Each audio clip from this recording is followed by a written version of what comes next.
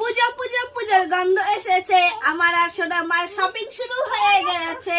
তো hello guys, এই যে দেখো ফাইনালি আমাদের শপিং করা শুরু হয়ে গেছে। পুজো চলে এসেছে। তোমরা কারা কারা শপিং করছো? তো জীবনে ফার্স্ট দেখো আমি এরকম শপিং বলে ফ্লিপকার্টে যাই হোক যেটাতে হোক একটা তো কিনেছি এরকম করে। সোনার মালা কিনেছে আমার মেয়ে। দেখো দেখো এইভাবে, এই যে এইভাবে দাঁড়াও দেখাচ্ছি। দেখি তোমারটা আগে দেখাই। তো দেখো মেয়ের জন্য এই মালাটা অর্ডার দিয়েছি, কারণ টিকলি টিকলি থাকবে তার জন্য। আমারও পরা হবে, মেয়েরও পরা হবে, একবারে দুটোর মানে। আমি একটু পরবো। এগুলো কেমন রে ডিজাইন? পুঁথি বসানো, এগুলো ভালো না। আমি কোনোদিনও ভাবতে পারিনি এরকম বিয়ে বাড়ি। আমি এটা পরবো, মা এটা আমি কানে পরবো, কানে। তো ফাইনালি এই যে দেখো মেয়ের জন্য একটা মালা অর্ডার দিয়েছিলাম, মালাটা চলে এসছে।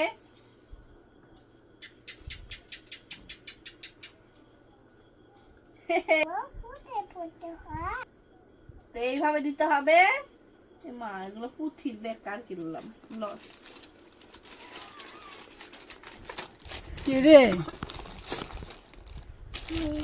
তো এই যে দেখো, আর বাকিটা আমার গুলো দেখাচ্ছি, আম্মু কিনেছি।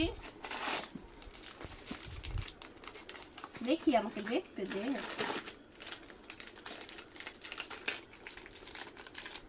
স্টপ করো।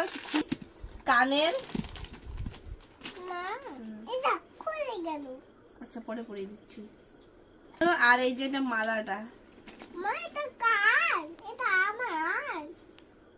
কেমন লাগবে জানি না, কিনে তো নিয়েছি। আরেকটা মালা তোমাদেরকে দেখাচ্ছি।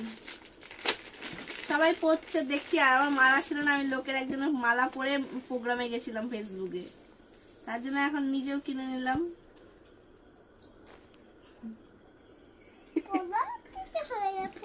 কিছু হবে না।